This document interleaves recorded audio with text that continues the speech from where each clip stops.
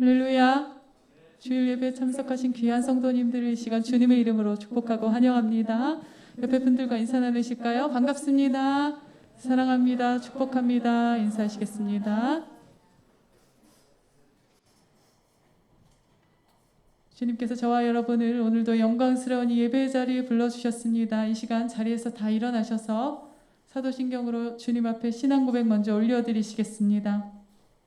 전능하사 천지를 만드신 하나님 아버지를 내가 믿사오며 그 외아들 우리 주 예수 그리스도를 믿사오니 이는 성령으로 잉태하사 동정녀 마리아에게 나시고 본디오 빌라도에게 고난을 받으사 십자가에 못 박혀 죽으시고 장사한 지 사흘 만에 죽은 자 가운데서 다시 살아나시며 하늘에 오르사 전능하신 하나님 우편에 앉아 계시다가 저리로서 산자와 죽은 자를 심판하러 오시리라.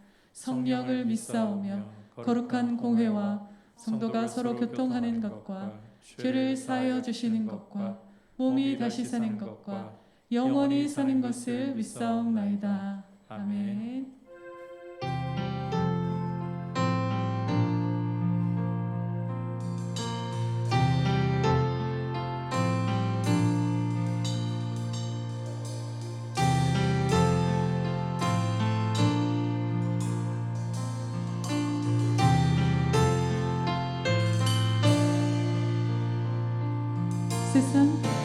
온 세상 창조하신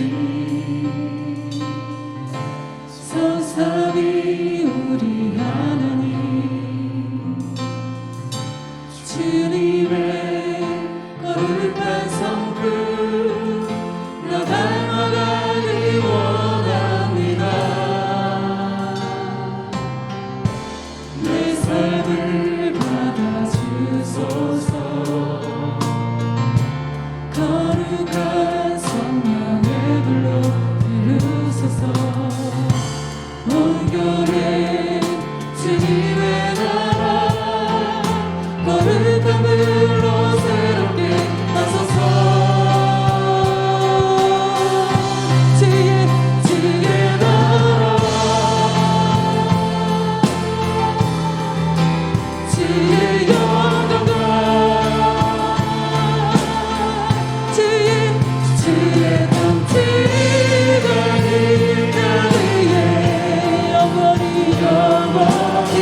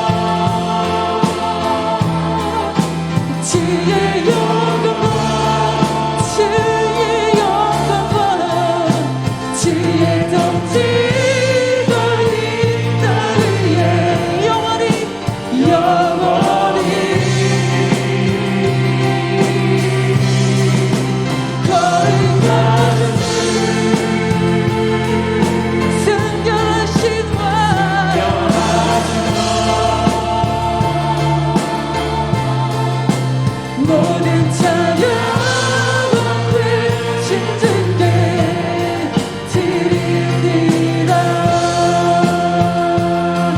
주의 나라와 주의 나라 주의 나라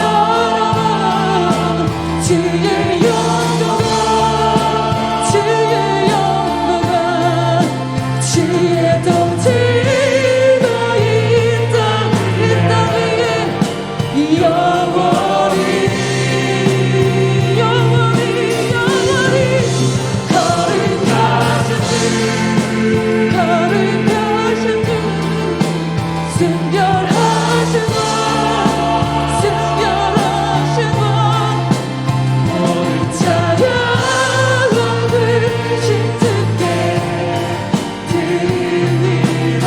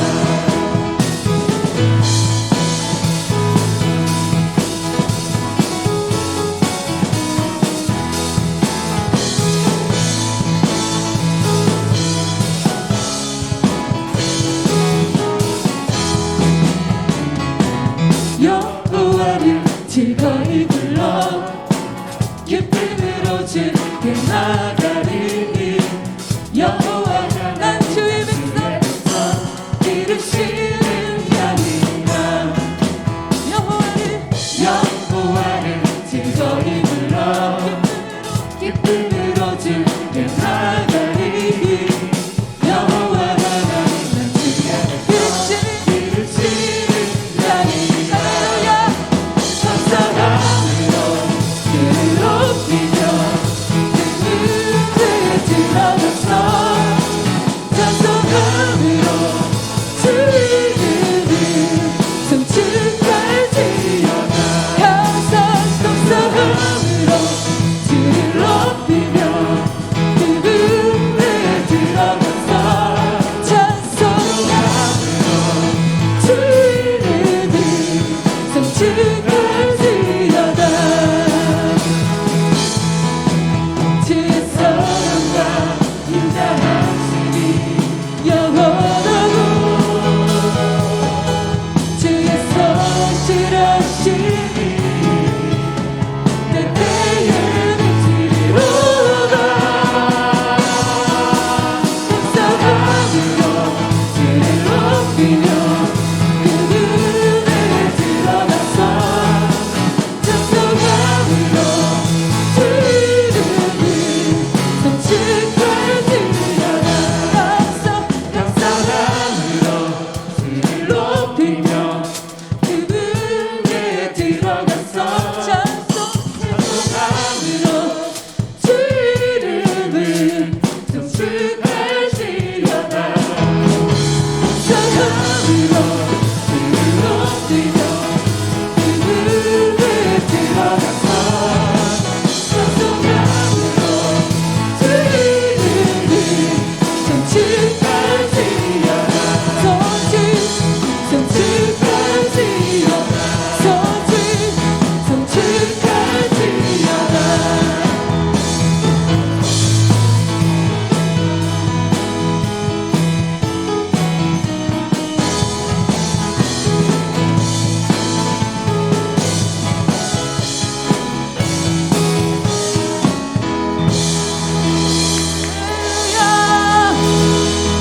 감사함으로 주 앞에 나아갑니다. 시와 찬미와 신령한 노래로 서로 화답하며 주께 나아갑니다. 할렐루야 할렐루야.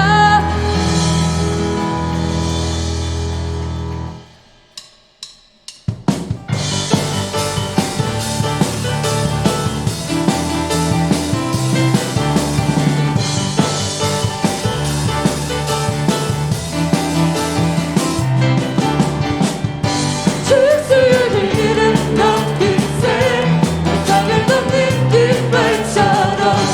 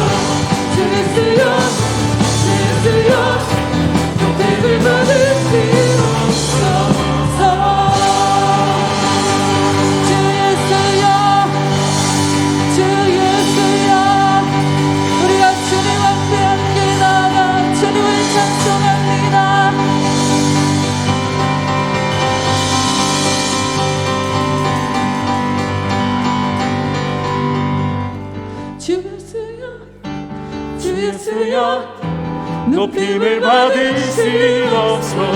주 예수여 주 예수여 높임을 받으시옵소서. 주 예수여 주 예수여 주 예수여 높임을 받으시옵소서. 주 예수여 주 예수여 주 예수여 높임을 받으시옵소서.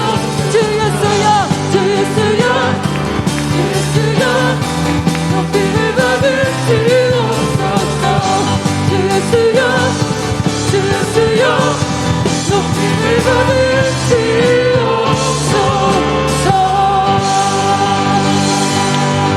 주 예수여 우리를 통해 높임 받으소서. 우리를 통해 높임 받으소서. 할렐루야.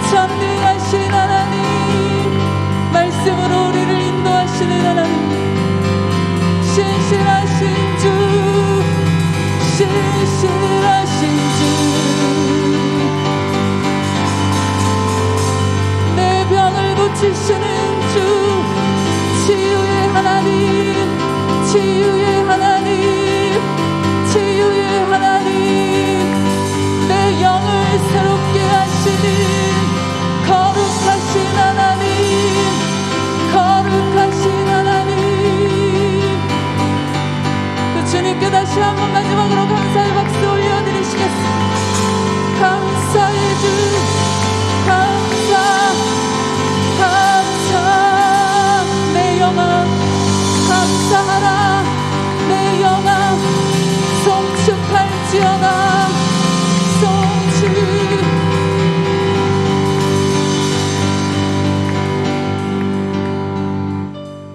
하나님 아버지, 우리 예배 가운데 주의 성령께서 충만하게 우리 각 사람을 다스려 주시고, 우리가 함께 예배하는 이 자리를 주의 영광으로, 주의 임재로 충만하게 하셔서 우리의 영혼의 갈급함을 채워주시고, 하나님 아버지를, 우리 주 예수 그리스도를 사모하는 마음을 주의 은혜로 충만케 하여 주시고, 주님 만나는 복된 시간이 되도록 우리 안에 주님을 참으로 사모하고 사랑하는 마음이 불일 듯 일어나도록 성령께서 우리 마음을 기경해 주시며, 주님의 보혈로 우리의 마음을 정결하게 하시고, 이 시간 우리의 생명, 우리의 기쁨, 우리의 소망은 오직 주님께 있습니다. 주님의 말씀을 듣고 주님을 만나는 시간이 되기를 원합니다. 주님 앞에 이렇게 간구하면서 함께 나아가기를 원합니다. 같이 기도하겠습니다. 하나님 아버지, 감사를 드립니다. 우리를 사랑하셔서 우리를 위하여 십자가의 보혈을 흘려주시고, 그 피로 우리에게 주의 사함을 주시고, 하나님 아버지와의 화목을 주시고, 아버지 앞에 이렇게 두려움 없이 나와 아바 아버지라 부르시게 하시는 은혜를 감사합니다. 주님, 이 시간 성령으로 진리의 말씀으로 예배하기를 간절히 원합니다. 주의 성령께서 우리 안에 옥토와 같이 부드러운 마음으로 기경하여 주옵소서. 우리 안에 교만하고 우리 안에 높아지고 우리 안에 거짓스럽고 완고한 모습, 우리 안에 거짓되고 우리 안에 더러운 모습을 주님 기경하시고 주님의 보혈로 깨끗하게 씻어주셔서 주님을 사모하며 주님을 갈급하고 구하는 마음으로 주님의 음성 듣기를 원하고 주님의 임재 가운데에서 주의 이름만을 높이기를 간절히 원하는 마음으로 이 시간 예배하게 하여 주시옵소서. 성령께서 우리에게 마음들을 밝혀주시고 마음의 길을 열어주셔서 주의 영광을 바라보며 주님의 음성을 듣고 주님을 높여드리는 예배의 시간 되도록, 우리를 만나주시는 영광의 시간이 되도록, 우리를 새롭게 하시는 생명의 시간이 되도록 인도하여 주시옵소서. 나 오직 주님께, 나 오직 주님께 감사의 찬송 드립니다. 언덕 위에 홀로 높으신 주님, 나 오직 주님께 사랑의 찬송 드립니다. 영원토록 변함없으신 주님, 나 오직 주님께 감사의 찬송 드립니다. 언덕 위에 홀로 높으신 주님, 오직 주님께 사랑의 찬송 드립니다. 영원토록 변함없으신 주님, 영원토록 변함없으신 주님, 영원토록 변함없으신 주님.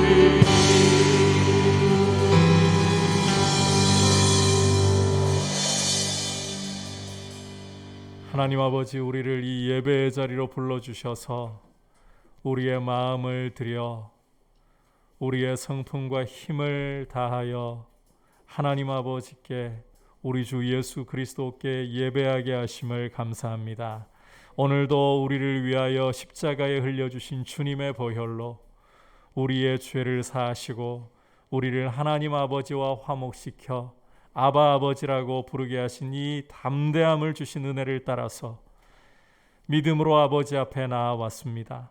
우리의 모습 연약하고 우리의 모습 여전히 비틀거리나 주님의 보혈로 우리를 덮으시고 오늘도 우리에게 은혜 주시기를 기뻐하시고 성령으로 우리를 다스리시기를 기뻐하시는 하나님 아버지 앞에 왔사오니 우리의 눈과 귀를 열어 주님의 영광을 바라보며 주님의 음성을 듣고 주님을 만나며 주님의 이름만 높여드리는 예배가 되게 하여 주시옵소서. 예수님의 이름으로 기도드립니다. 아멘. 광고 말씀드립니다.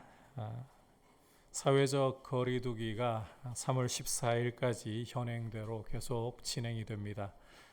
그래서 예배 시간에 좌석수의 30%까지 예배 드리실 수 있다는 점을 양해를 해주시고 이제 교회의 예배도 조금 더 완화될 수 있도록 숫자가 빨리 줄어들어야 됩니다. 확진자의 숫자가 빨리 줄어들어야 50%까지 또 올라갈 수 있는 길이 열립니다. 함께 기도해 주시기를 바라고, 그리고 또 이 뉴스를 보면 이 백신 접종 후에 또 사망자 숫자가 나오는 것 때문에 백신을 맞아야 되나 이런 고민들도 일어날 수 있습니다만, 함께 잘 협조하고 집단 면역에 이를 수 있도록 우리 그리스도인들이 이 부분에서도 또 음모론이나 이런 부분에 휩싸이지 말고 적절하게 또 따라갈 부분들을 따라가고 나라를 위해, 사회를 위해서 우리가 함께 기여하는 방향으로 가야 됩니다. 이 부분을 생각하고서 또 기도해 주시기를 바랍니다. 그리고 동산 모임이 이제 지난주부터 시작이 되었습니다. 여러분께서 이 말씀 노트 부분, 추보 안쪽에 있는 말씀 노트 부분을 보시면 이제 매 주마다 이 말씀을 정리해서 여러분께서 동산 모임을 하실 수 있도록 문제를 수록을 해두었습니다. 이 부분을 여러분께서 잘 활용을 하셔가지고 또 말씀을 잘 정리하시고 동산 모임 때도 유익하게 쓰실 수 있도록 힘써 주시기를 바라고, 그리고 말씀 노트 하단부를 보시면 3월 선교지 인도 카슈미르 이렇게 나와 있죠. 자, 이 부분에서도 여러분께서 지난달에는 캄보디아의 김동구 선교사님과 이은숙 선교사님 함께 사역하고 있는 엘빈 테레사 선교사님 부분 기도 제목 함께 올라갔었는데, 여러분께서 관심을 가지시고 또 위에서 같이 기도해 주시기를 바랍니다. 자, 이제 주님 앞에 봉헌 드리도록 하겠습니다.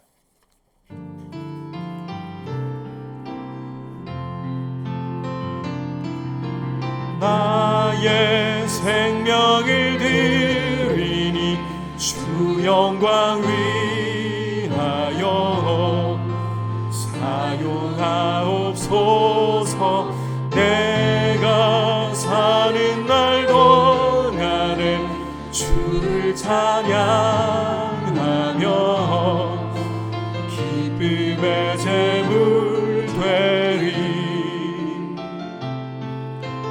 나를 받아 주소서.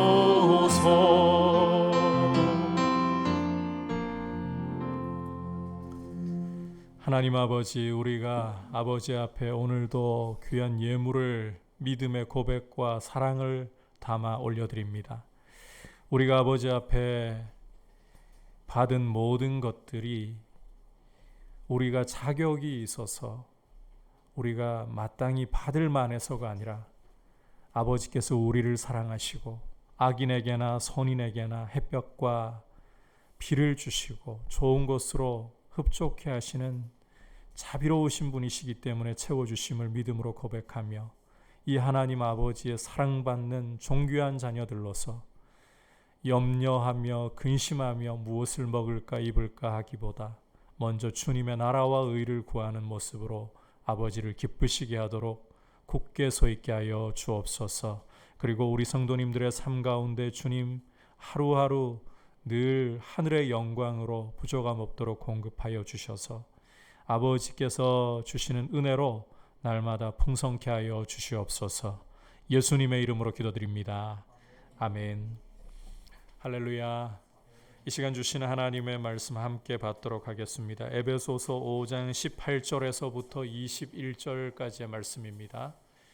신약성경 에베소서 5장 18절에서 21절, 길지 않기 때문에 한 목소리로 보겠습니다. 시작.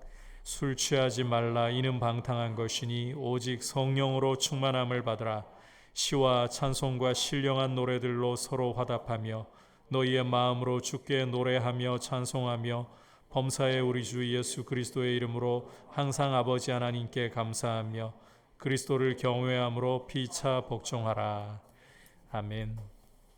옆에 분들과 한번 인사 나누시겠습니다. 사랑하고 축복합니다. 성령 충만하십시오.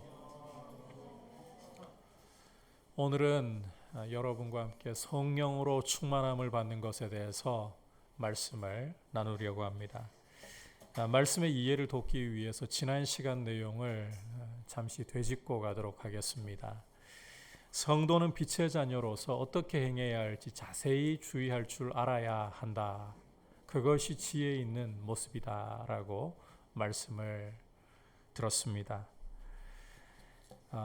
이렇게 어떻게 행해야 할지 자세히 주의할 이유는 세월을 아껴야 하기 때문에, 세월을 낭비되는 것을 구출해 내어야 하기 때문이라는 겁니다.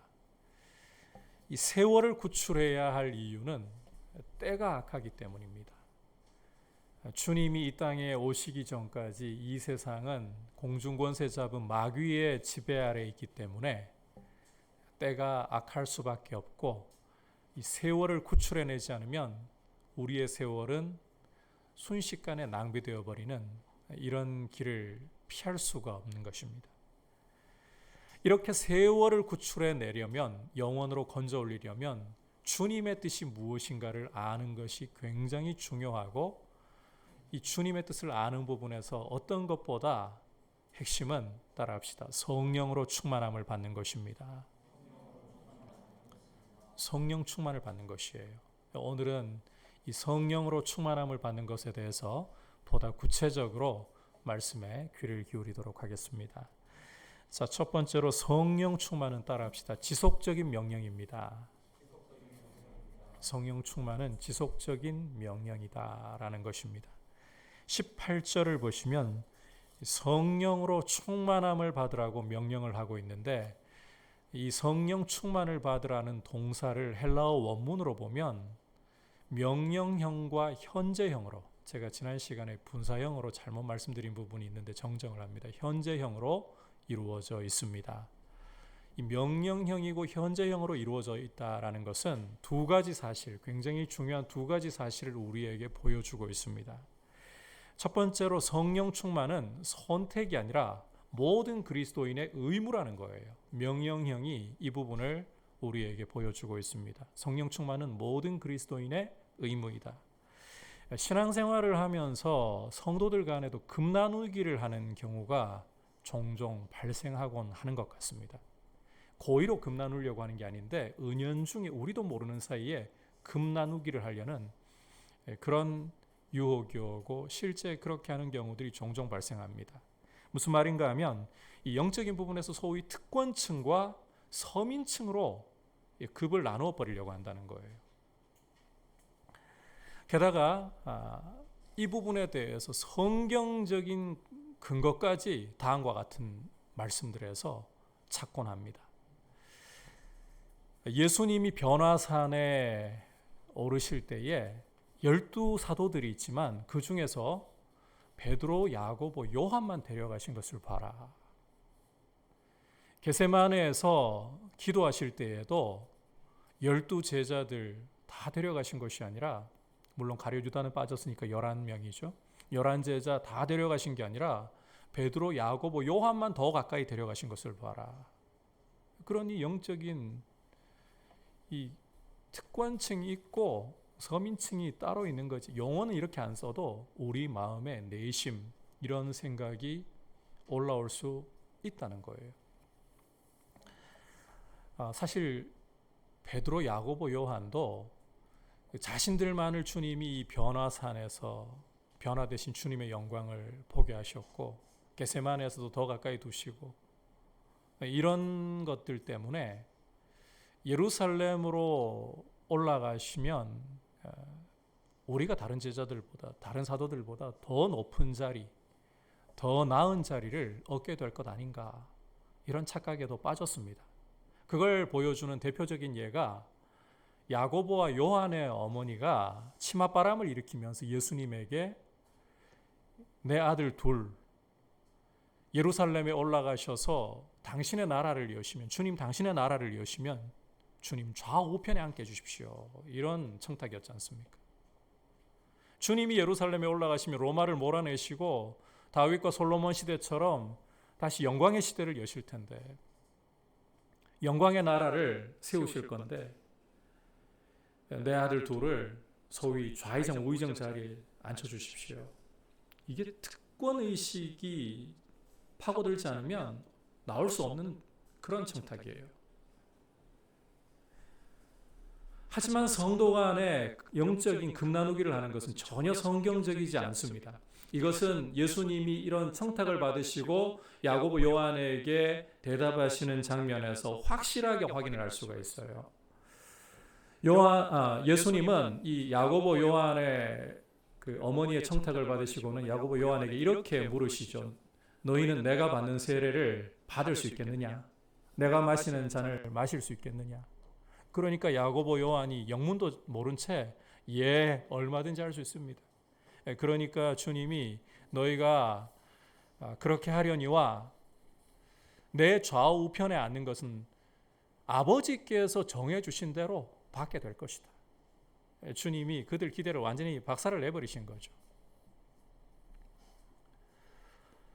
사도 바울을 보시면 영적인 금 나누기는 전혀 성경적이지 않다. 이게 더 확실해져요. 여러분, 만약에 영적인 금 나누기로 사람에게 성령 충만을 주시는 것이다. 그러면 사도 바울은 선택도 못 받아야죠. 누구보다도 열렬히 주님의 몸된 교회를 박해하고 그로서 주님을 박해했던 사도 바울, 자격이 안 되는 사람인데 왜 이런 사람을 주님이 선택하셔가지고 사도로 삼으셨는가? 그것도 누구보다도 주를 위해, 교회를 위해 자신을 헌신하는 뛰어난 사도로 삼으셨는가? 영적인 금 나누기로는 설명이 안 되는 부분이에요. 사도 바울 자신의 말을 들어봐도 그래요. 바울은 그렇게 교회를 위해, 주님을 위해 어떤 사도보다 많이 수고하고도 자기를 가리켜서 사도들 중에 제일 작은 나, 그것도 모자라가지고 모든 성도들 중에 가장 작은 자보다 더 작은 나, 심지어 죄인 중에 괴수라고 자신을 고백하잖아요. 여러분, 사도 바울의 이 고백 속에 영적인 금 나누기가 어디 있습니까? 영적인 우월주의가, 영적인 특권이 어디에 자리를 잡고 있습니까? 아예 찾아볼 수가 없어요. 이 사실을 여러분께서 꼭 기억해 두시기를 바랍니다.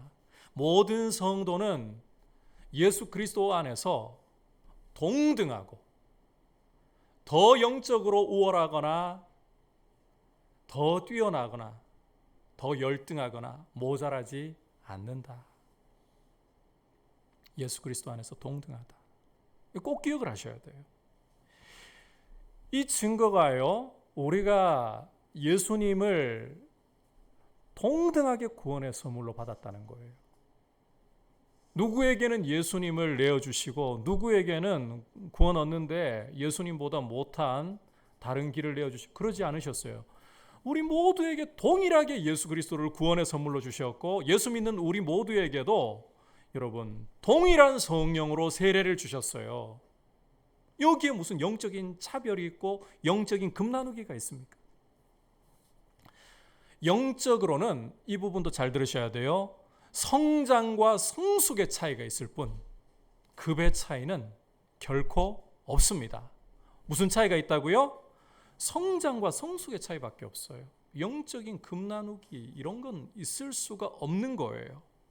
그런데 이 부분에서 오해를 하게 되면, 영적인 금 나누기를 나도 모르게 하게 되면 성령 충만을 받으라는 말씀에서 문제를 우리가 가지게 되는 거예요.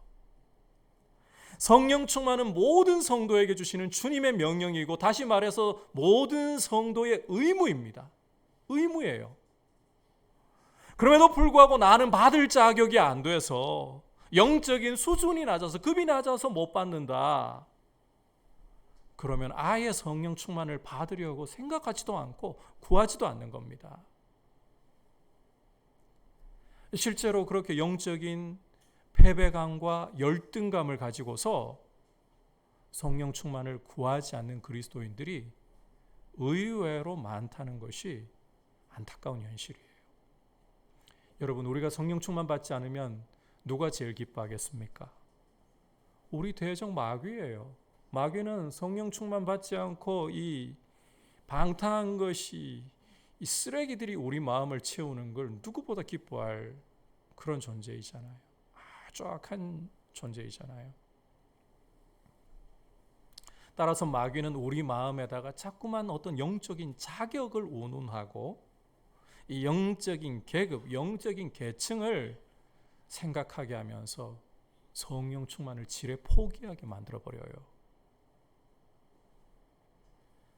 성령 충만은 교회 안에서도 소수의 기도 정말 많이 하고 금식 많이 하는 특별한 소수의 그리스도인들이 받는 어떤 특권 같은 것으로 우리도 모르는 사이에 스며들도록 이렇게 마귀가 우리를 자꾸만 속이는 거예요.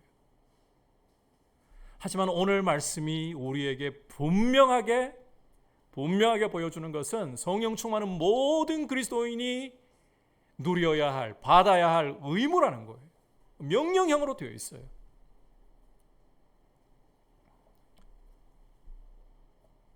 특별한 누구에게만 주시는 게 아닙니다. 모든 그리스도인이 성령 충만을 받아야 한다라고 말씀하시고, 실제로 우리 아버지는 이 성령 충만을 사모하고 구하는 모든 성도에게 기꺼이 주시는 분이십니다. 이 사실을 꼭 믿으시기를 바랍니다. 나는 성령 충만 못 받을 거야. 그 의심부터 제거하세요. 오늘 말씀이 그 의심을 제거하는 가장 강력한 말씀이에요. 성령 충만을 받으라. 명령이고 의무입니다. 특별한 누군가만 받는 것이 성령 충만이 아닙니다. 모든 그리스도인에게 주어진 의무, 모든 그리스도인이 받아야 할 축복, 이 성령으로 여러분 충만하시길 축복합니다. 두 번째로 성령 충만은 지속적인 명령이라는 거예요. 지속적인 명령. 지속적으로 받아야 할 일이라는 거예요. 성령 충만을 방언이나 예언이나 병 고치는 것 같은 이런 은사나 능력과 동일시하고 일생에 한 번 내지는 몇 번 못 받는 그런 경험처럼 생각을 하는 경우들도 종종 있어요. 하지만 오늘 말씀이 우리에게 보여주고 있는 이 성령 충만에 대한 명령은 한번 따라합시다. 생활 속 충만. 바꿔 말해서 지속적인 충만을 가리키고 있는 거예요. 이 성령 충만을 받으라는 것이 명령형이면서 동시에 현재형이라고 했잖아요. 헬라어에서 이 현재형이라는 것은 반복을 가리키는 거예요. 지속을 가리키는 거예요.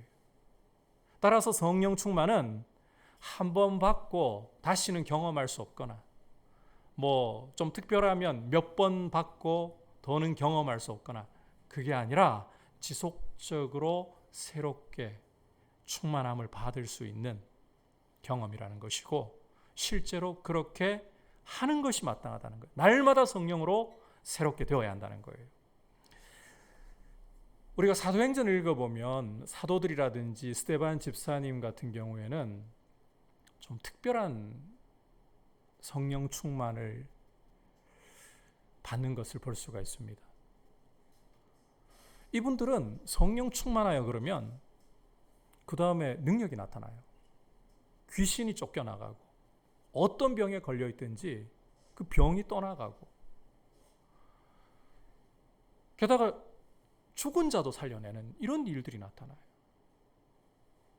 어떤 대적이 이 말로 공격을 해와도 그걸 다 반박해낼 수 있는 구병과 지혜가 오는 것을 볼 수가 있어요. 여러분, 이 경우는 오늘 우리가 살펴보고 있는 성령 충만과는 좀 달라요. 일상적인 충만과는 달라요. 이런 경우를 가리켜서 소위 비상한 기름 부으심이라고 불러요. 능력이 오는 거예요. 초월적인 역사가 나타나는 거예요. 그런데 여러분, 이 비상한 기름 부으심은 모든 사람이 다 받을 수 있거나 구한다고 해서 다 주시는 것도 아닙니다. 이 부분은 성령께서 주권적으로 그 임의대로 주시고 싶은 사람에게, 주시고 싶은 상황에서 나타나는 거예요. 복음을 위해서나 교회를 위해서 필요한 그런 경우에 성령께서 구하지 않았는데도 부어주실 수 있는 것. 이건 여러분께서 아무리 받고 싶다고 하나님 아버지, 저는 이 능력으로 기름 부어주시는 이 비상한 기름 부으심을 꼭 받아야겠어요. 그런다고 받을 수 있는 게 아니에요. 구한다고 주장한다고 주시는 게 아닙니다. 다시 강조하지만 성령께서 임의대로 원하시는 대로 사람에게 주시고 필요한 때에 주시는 거예요. 간혹 이런 비상한 기름 부으심, 이런 능력의 나타남에 대해서 이제는 끝이 났다, 이런 능력, 이런 은사들 더 이상 나타나지 않는 때가 되었다, 뭐 이렇게 가르치는 교수님들이나 목회자분들을 만나보기도 했습니다만, 성경에 기록되어 있으면 하나님은 얼마든지 오늘도 나타내실 수가 있어요. 이걸 왜 제한을 합니까? 그런데 여러분, 이런 비상한 기름 부으심은 우리가 구한다고 해서 받는 게 아니라 성령께서 필요하다고 판단하시면 임의대로 주시는 부분이기 때문에 우리는 그렇다고 안 구하고 뭐 어차피 성령님이 알아서 주실 거니까 뭐 굳이 구할 필요가 뭐 있나, 이렇게 해서는 안 돼요. 사모하고 구하십시오. 그러나 주장하지는 마십시오. 꼭 주셔야만 되는 거니까, 나 이거 안 받으면 안 되니까 팔을 비틀어서라도 저는 성령님께 받아낼 거예요, 이렇게는 하지 마십시오. 다만 사모하고 구하십시오. 필요하면 주시는 거예요. 내가 아니라도 내 옆에 있는 사람에게라도 주셔서 복음을 위해, 교회를 위해 이런 능력들을 주님이 얼마든지 행하실 수 있습니다. 솔직히 이런 능력 주님께는 아무것도 아니에요. 우리가 보기엔 놀라운 거지. 자, 그런데 오늘 이 성령의 충만함을 받으라는 것은 이런 비상한 기름 부으심과는 달리 생활 속의 충만이고 지속적인 충만이에요.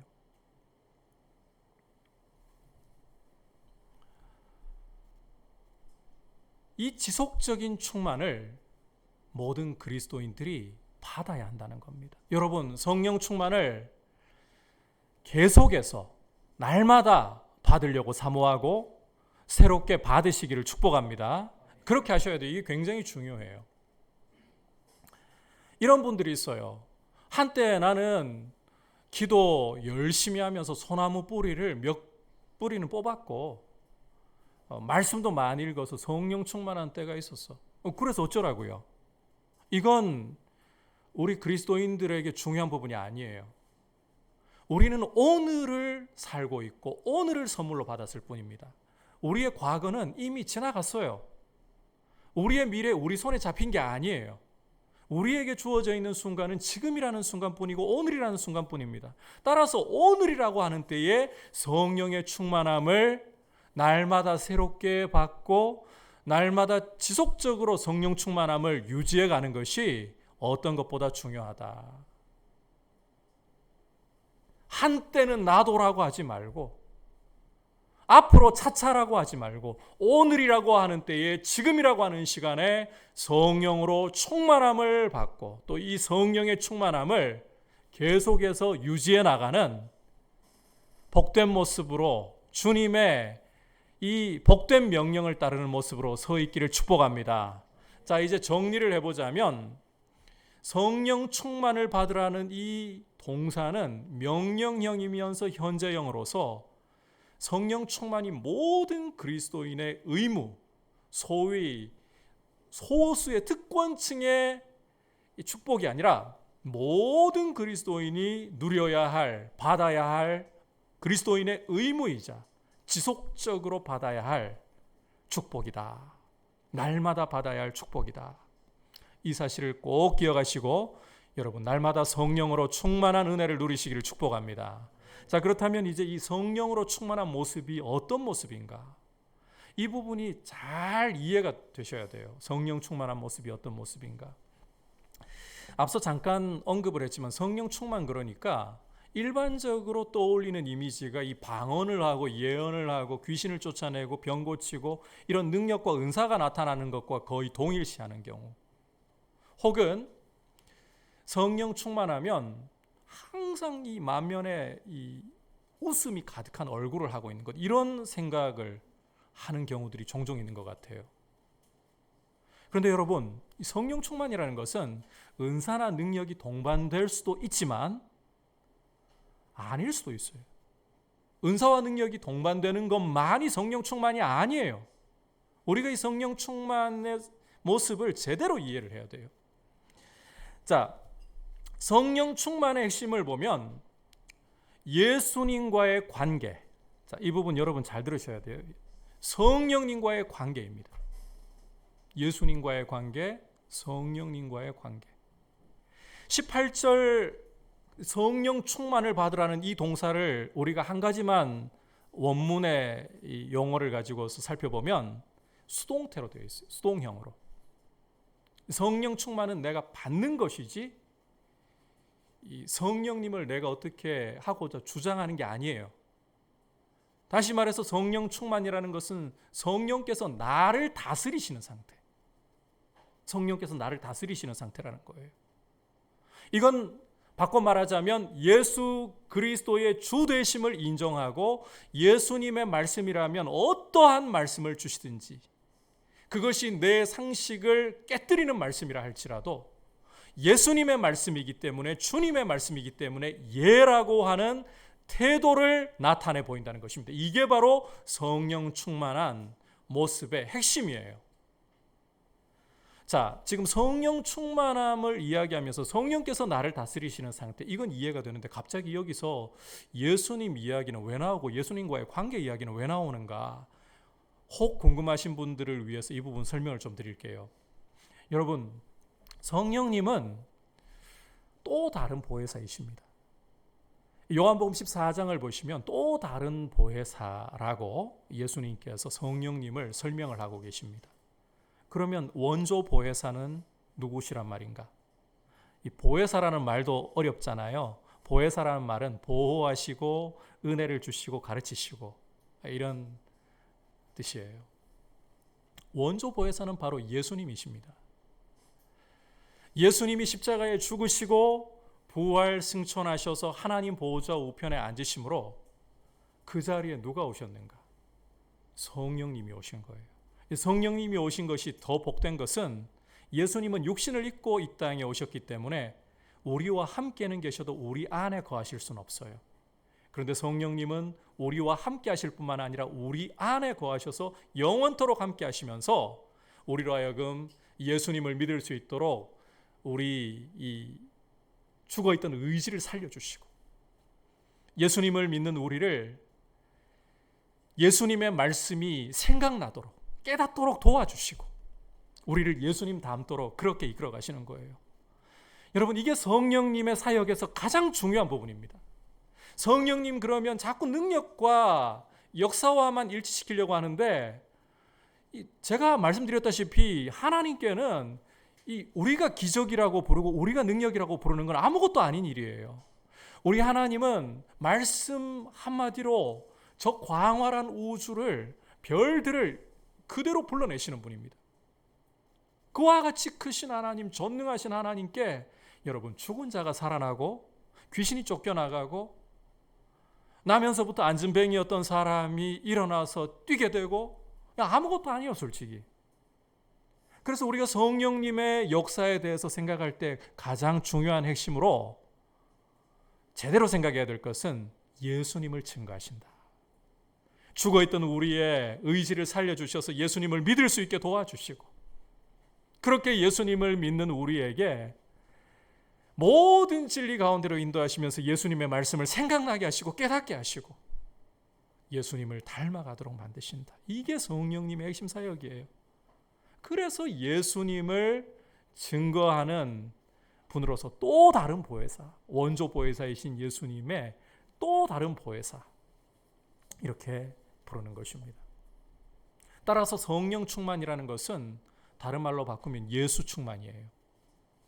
예수 그리스도의 주되심 앞에 철저하게 나를 숙이면서 예수님을 인정하고 예수님이 말씀하시는 것이라면 내 상식을 뛰어넘어 버릴지라도 때로는 길이 없는 곳에서 절벽 앞에서 발을 내디디라 하실지라도 예라고 순종하는 태도.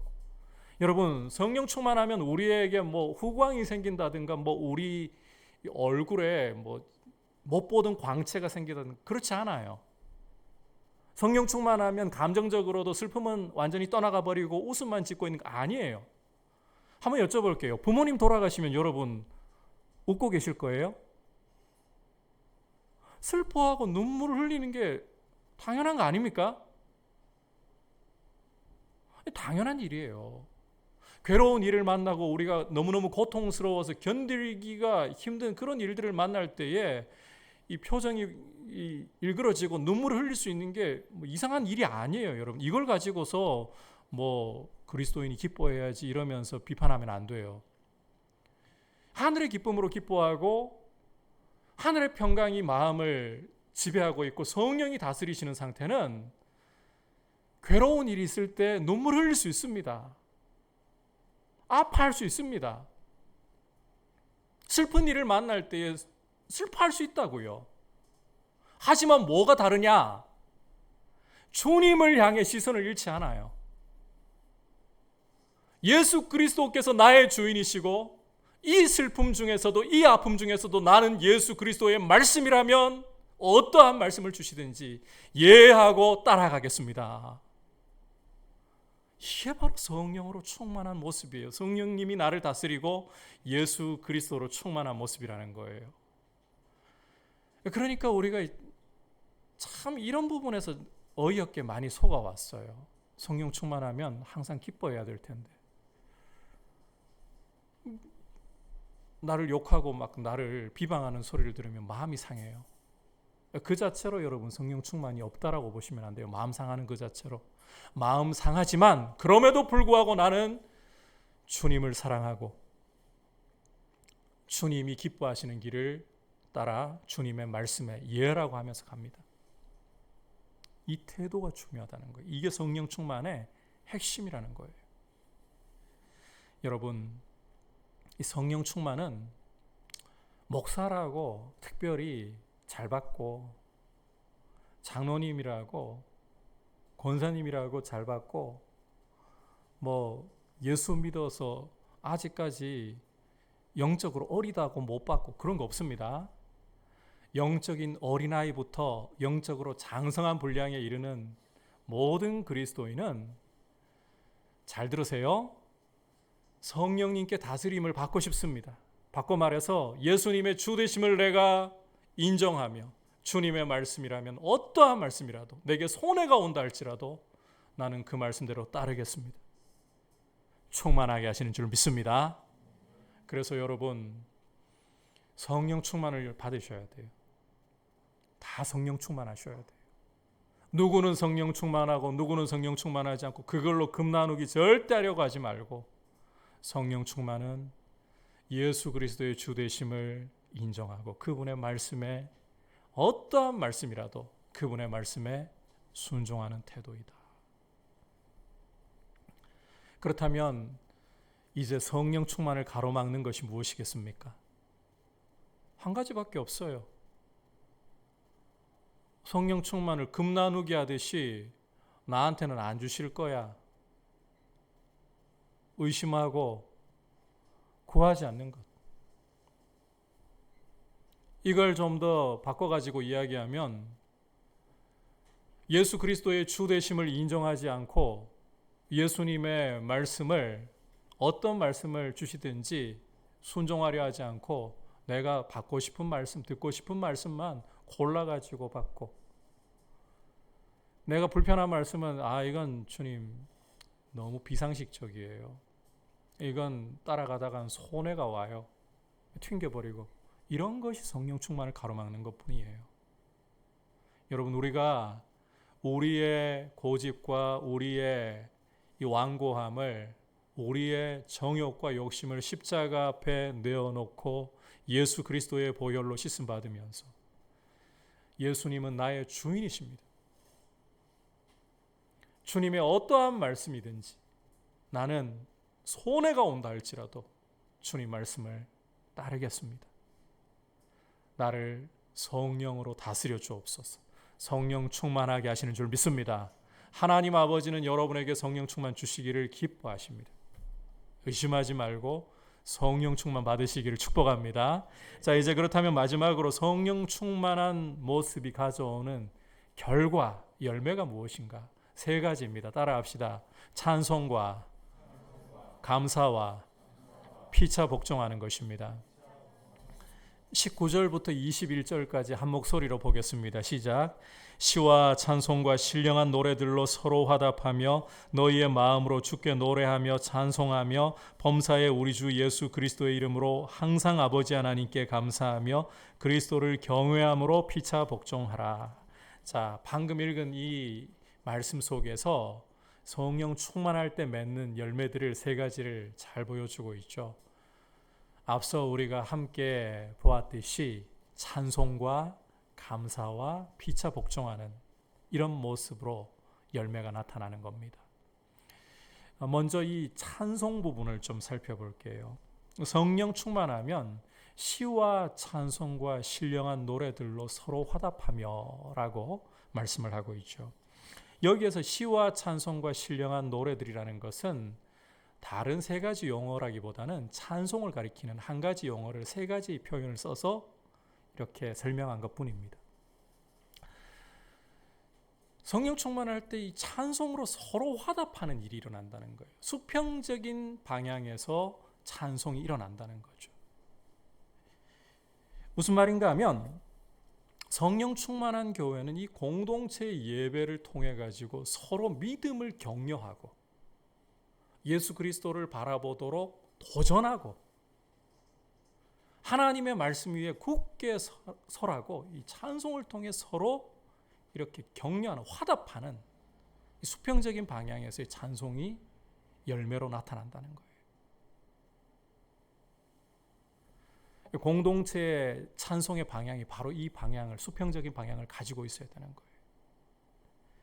시편의 수많은 시들을 읽어보시면 이런 명령들이라든지 이런 도전들이라든지 이런 의지를 표현하는 게 종종 나타나죠. 내 영혼아 깰지어다. 내가 새벽을 깨우리로다. 비파야 수금아 깰지어다. 이런 명령들, 이런 의지의 표현들. 너의 짐을 여호와께 맡길지어다.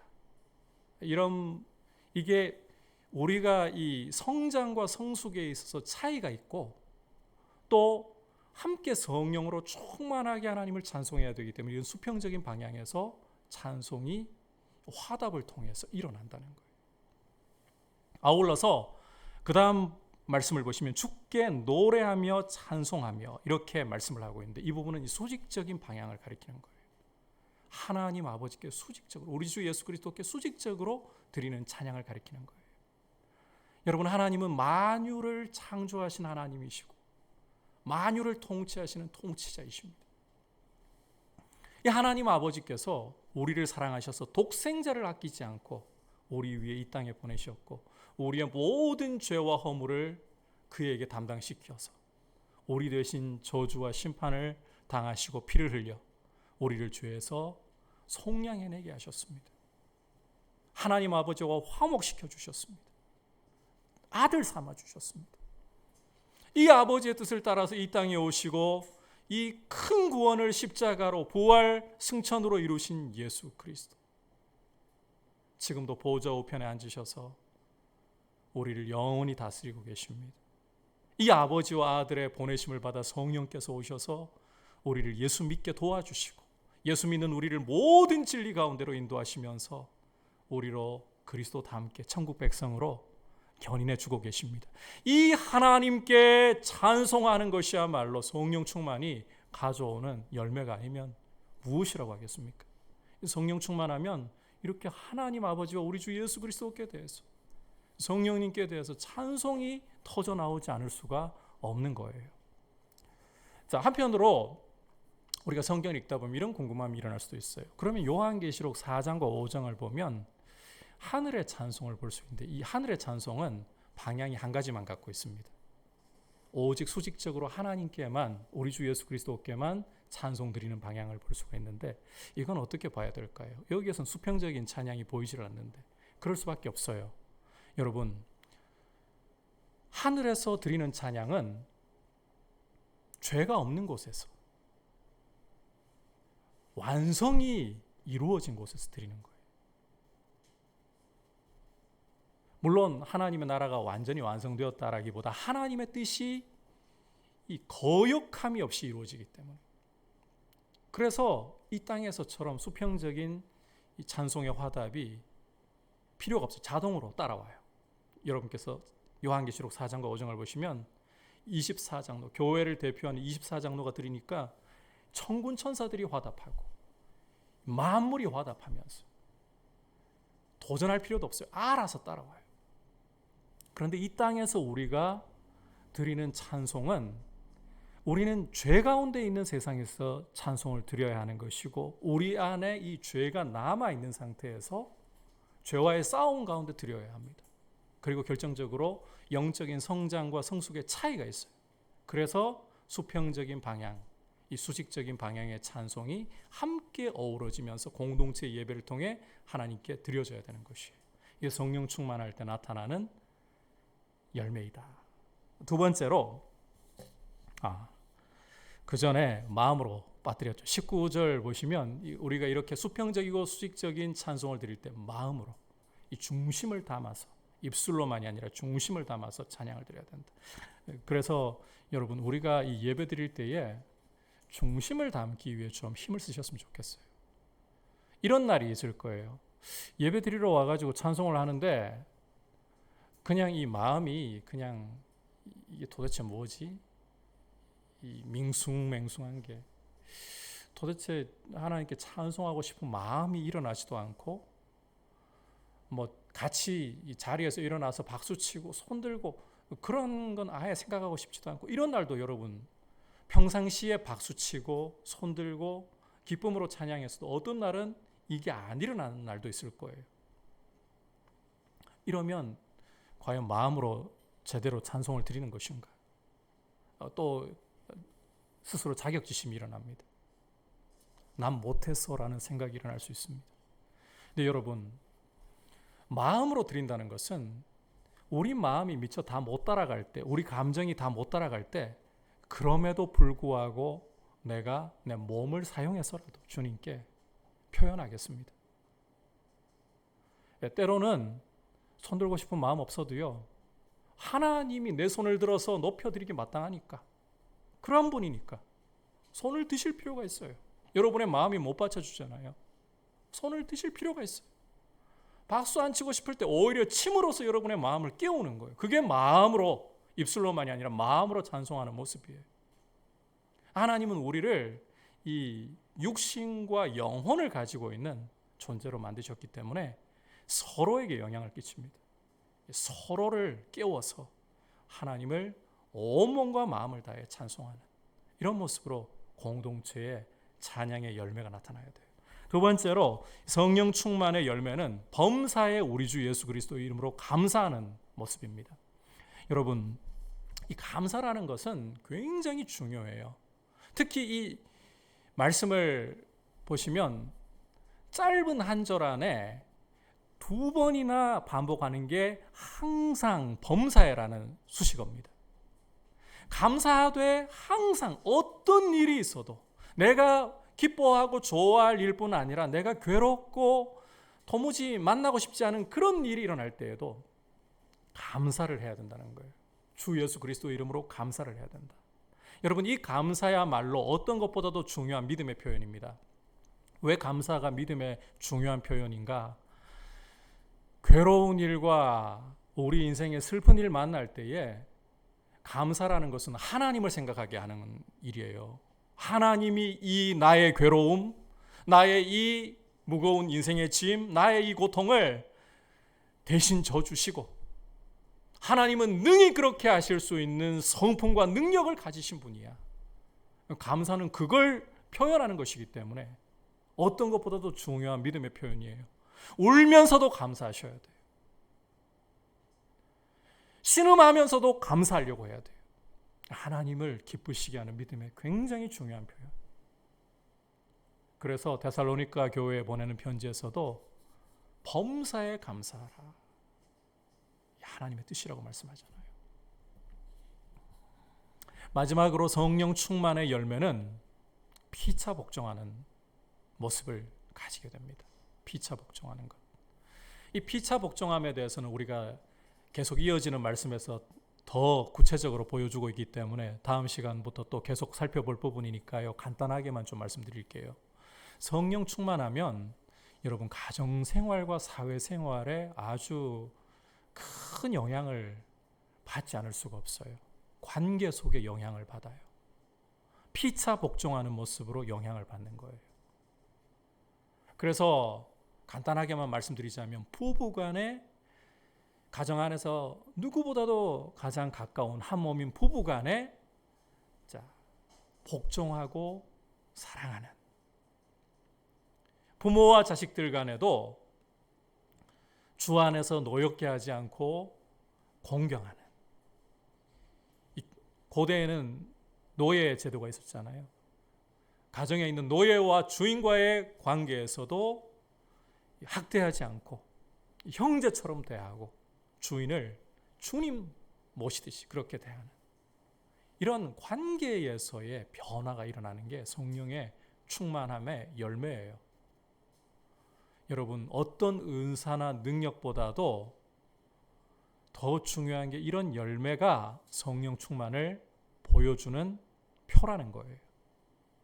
그래서 우리 그리스도인들은 성령 충만하다면 이 원수 맺은 상태로 계속 갈 수가 없습니다. 풀려고 하는 마음을 가져야 돼요.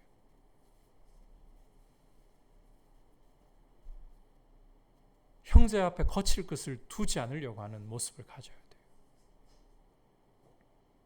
관계 부분에서 무엇이 하나님을 기쁘시게 하는 모습인가?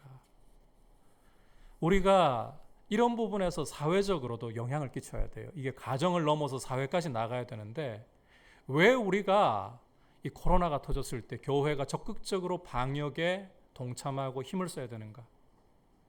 이웃을 위해서, 이웃에게 해를 끼치지 않기 위해서 앞장서서 피차 복종하는 모습에 있어서 굉장히 중요한 모습인 거죠. 이제 이 백신 문제에서도 여러분 카톡이나 이 근거 없는 매체를 통해 가지고 여러분들에게 오는 가짜 뉴스에 좀 속지 않으셨으면 좋겠어요. 음모론이 얼마나 많은지. 이 백신 맞으면 우리 DNA를 조작해 가지고 이 명령 체계에 순종하지 않으면 안 되도록 만들어 버린다. 진짜 그런 거면 맞으면 안 되겠죠. 그런데 그런 근거 없는 이야기들을 그 요한계시록 13장 해석과 곁들여 가지고 이야기하는 그런 경우들이 종종 있고, 이 백신 맞아 가지고 또 문제 일으킨다는 뉴스가 나오니까 거 봐라. 사망자가 7명 나왔다 이러니까 거 봐라. 맞으면 안 되는 거야. 무슨 이 근거도 없는 그런 것에 자꾸 귀를 기울이는 겁니까? 여러분, 좀 심하게 말씀드리자면 아직까지 이 백신 접종하고 사망자의 관계가 의사들, 전문가들도 서로 연결되어 있다라고 그렇게 이야기하지 않아요. 부작용 얼마든지 독감 백신을 맞아도 지난 겨울에 100명이 훌쩍 넘어가는 사망자들이 나왔잖아요. 독감 백신도 그게 뭐 DNA 조작이 돼가지고 그런 걸까요? 독감 백신에 대해서는 그런 말도 안 하잖아요. 우리 그리스도인들은 이 방역을 위해 가지고 백신을 맞아야 된다. 물론 저 부작용 때문에 사망자가 혹시라도 나온다는 소식이 들리면 불안해질 수도 있습니다. 그런데 나라가 집단 면역을 이루는 부분에서 기여할 수 있다면 용기 내어서 맞아야죠. 나라가 맞지 말라고 막으면 몰라도 그게 우리가 이웃을 위해 유익을 구하는 모습이잖아요. 성령 충만할 때는 여러분 말씀을 거역하게 하고 하나님 말씀을 도전하게 할 때는 일어나서 거부해야 됩니다. 목숨 걸고 거부를 해야 합니다. 그러나 그러한 경우가 아니라면 국가가 뭐 예배를 아예 드리지 말라 했나요? 방역 때문에 좀 교회가 도와달라 좋게 나올 때는 말 안 들었잖아요. 집단 감염이 이 교회 소모임을 통해 일어났잖아요. 그거 인정을 해야죠. 물론 예배를 통해서는 질본에서도 거의 일어나지 않았다라고 인정을 해줘서 고마운데 소그룹 모임을 통해서 일어났던 거 사실이거든요. 그러면 소그룹 모임을 하지 마십시오 할 때는 우리가 바이러스 안 퍼뜨리기 위한 거잖아요. 이런 부분에서 좀 함께 이웃의 유익을 구하면서 피차 복종하는 모습을 갖출 줄 아는 게 열매를 제대로 맺는 모습이다. 그래서 우리가 성령 충만은 뭐 이게 눈빛 변하고 뭐 은사 나타나고 이건 진짜 성령 충만에서 부차적인 문제입니다. 성령 충만의 핵심은 그리스도의 주되심을 높이면서 그리스도의 말씀에 예라고 순종하는, 그래서 찬송과 감사와 피차 복종이라는 이런 열매를 맺는 것이 진짜 핵심이에요. 이게 가장 중요한 부분이에요. 이게 안 되고 능력만 구하다 보니까 오늘날 우리 한국 교회는 능력치로 너무 이제는 웃기는 모습을 보이고 있어요. 능력치로 판단을 하고 결정을 내려요. 큰 교회 건물을 세우고 숫자가 많으면 그 목회자는 스타 목회자가 되고 목회 잘한 것으로 판단을 해요. 그게 성공한 교회가 되어 있어요. 왜 그렇게 되어야 되는 거죠? 물론 이런 말씀을 드리는 것이 큰 교회 목회자들을 폄하하거나 큰 교회를 깎아내리려고 하는 거 아니에요. 왜 그렇게 봐야 하는 거냐는 거예요. 오히려 산골짜기에서 음성 나환자촌에서 며칠 전에 장로님 돌아가셨고 이제 남아있는 성도 2분뿐이에요. 그러면서도 그 자리를 떠나지 않고 주님이 맡겨주신 목양지이니까 눈물을 흘리면서 그분들 다 돌아가실 때까지 제가 이 자리를 지키는 것이 저의 도리예요. 뉴질랜드에 계시는 정은혜 선교사님 모친께서 그런 말씀하시더라고요. 제가 이 가슴이 벅차가지고 눈물이 나려고 하는 걸 겨우 참았어요. 그때 저는 이런 분들이 정말 위대해 보여요. 성령 충만은 여러분 능력과 은사로 평가하는 게 아닙니다. 성령 충만의 능력이 올 수 있고 은사가 올 수 있지만 아닐 수도 있습니다.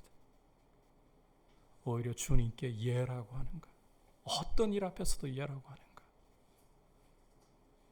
그리고 찬송과 감사와 피차 복종이라는 열매로 예수님 닮은 모습을 드러내어서 세상을 주님께로 이끌고 살리려고 하는가, 우리 가정을 살리려고 하는가. 이게 성령 충만의 핵심입니다. 성령 충만함으로 세월을 아끼고 지혜 있는 자로서 주님을 기쁘시게 하는 교회가 될 수 있기를 축복합니다. 여러분, 성령 충만을 이제 다시 한번 정리합니다. 성령 충만은 모든 그리스도인들에게 주시는 명령이며 의무입니다. 그리고 이 성령 충만한 모습은 성령님의 다스림을 받는 상태, 예수님의 주되심을 인정하고 어떤 말씀을 주셔도 예라고 순종하고, 성령의 충만이 가져오는 결과이자 열매는 찬송과 감사와 피차 복종하는 것이다. 이 사실을 꼭 기억하고 날마다 성령 충만으로 새로워지기를 축복합니다. 우리 이제 말씀을 생각하면서 182장 함께 찬송 드리겠습니다.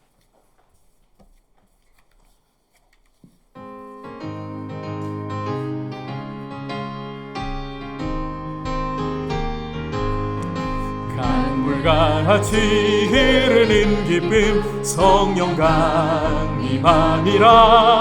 정결한 마음 영원하도록 주의 고초 되겠네. 주님 주시는 참된 평화가 내 맘속에 넘치네. 주의 말씀에 거센 풍랑도 잠잠하게 되도다. 나의 생명 소생케 됨은 성령이 하심이라. 모든 의심 슬픔 사라져 주의 평강 넘치네.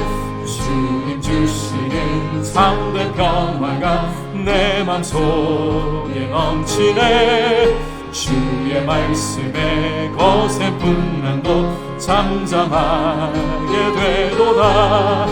하늘에서 담비 내리고 햇빛 찬란함같이 우리 마음에 성령이 많이 주님 보내심이라. 주님 주시는 참된 평화가 내 맘속에 넘치네. 주의 말씀에 거센 풍랑도 잠잠하게. 놀라우신 주의 은혜로, 놀라우신 주의 은혜로 그의 얼굴 뵙겠네. 평화로운 안식처에서 영원토록 쉬겠네. 주님 주시는 참된 평화가 내 맘속에 넘치네. 주의 말씀에 거센 풍랑도 잠잠하게 되도다. 말씀을 생각하면서 성령 충만하기를 원합니다. 성령 충만은 교회 안에 소수의 그리스도인에게 주어진 특권도 아니고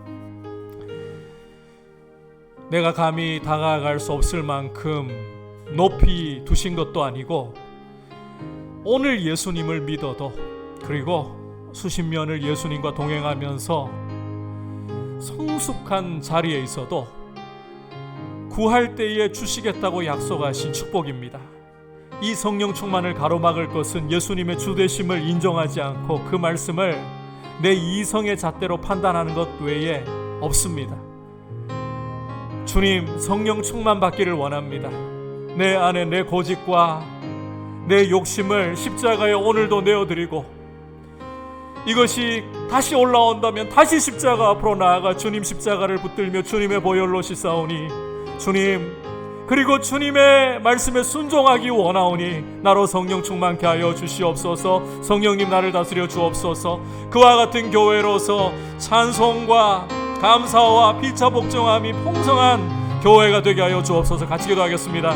하나님 아버지 감사를 드립니다. 오늘 말씀을 통해서 성령 충만함에 대해서 아버지 함께 말씀에 귀를 기울이면서 이 성령 충만함을 우리가 함께 사모하고 주님의 은혜를 구합니다. 주님, 성령 충만이 교회 안에 있는 소수의 특별한 그리스도인들에게 주시는 특권이 아니라 모든 그리스도인에게 주시는 명령이고 의무이고 지속적으로 날마다 받아야 할 축복임을 아버지 우리가 오늘 말씀을 통해서 다시 한번 가슴에 새기고 아버지 내가 받을 자격이 없다라고 생각하게 만드는 모든 유혹과 모든 거짓말을 예수의 이름으로 몰아내고 성령 충만을 사모하게 하여 주옵소서.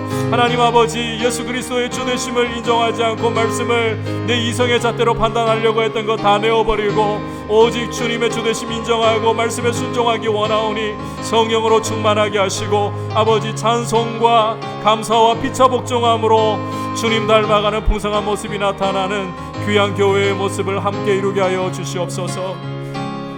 자리에서 일어나서 고백하겠습니다. 생명신에 넘쳐 흘러서 마른 광야 적시니 그의 열매 물이 익어서 주수를 기다리네. 주님 주시는 참된 평화가 내 맘속에 넘치네. 주의 말씀에 거센 풍랑도 잠잠하게 돼. 놀라우신 주의 은혜로 그의 얼굴 뵙겠네. 평화로운 안식처에서 영원토록 쉬겠네. 주님 주시니 참된 평화가 내 맘속에 넘치네. 주의 말씀에 거센 풍랑도 잠잠하게 되도다.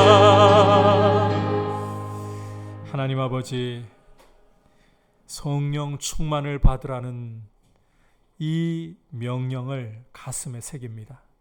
아버지, 우리 안에 우리도 모르는 사이에 성령 충만은 내가 아닌 교회 안에 기도 생활이나 금식 생활이나 남들보다 열심히 신앙 생활을 눈에 띄게 잘하는 사람의 전유물처럼, 특권처럼 그렇게 나도 모르는 사이에 생각하고 있었던 부분들, 주님 앞에서 이 부분이 드러나서 깨어지고 이제는 아무리 성숙했고 또 반대로 아무리 어리다 할지라도 모든 그리스도인에게 이 명령을 주시고 성령을 충만하게 주시기를 기뻐하시는 아버지시기에 성령 충만함을 사모하고 또 예수 그리스도의 주되심을 고백하며 어떤 말씀이든지 이성의 잣대로 되지 않고 예라고 순종함으로 주님을 닮아가는 성령의 귀한 열매를 맺는 충만한 모습으로 날마다 서 있게 하여 주옵소서.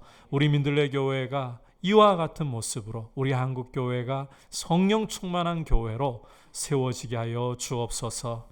우리 주 예수 그리스도의 크신 은혜와 하나님 아버지의 지극하신 사랑과 성령 하나님의 감화감동 충만하게 하시는 은혜의 역사가 성령 충만을 사모하며 주 예수 그리스도의 주되심을 인정하며 귀한 열매 맺기를 원하는 모든 주의 백성들 위해, 열방을 섬기시는 선교사님들 위해 이제부터 영원토록 함께 계시기를 간절히 축원하옵나이다. 아멘.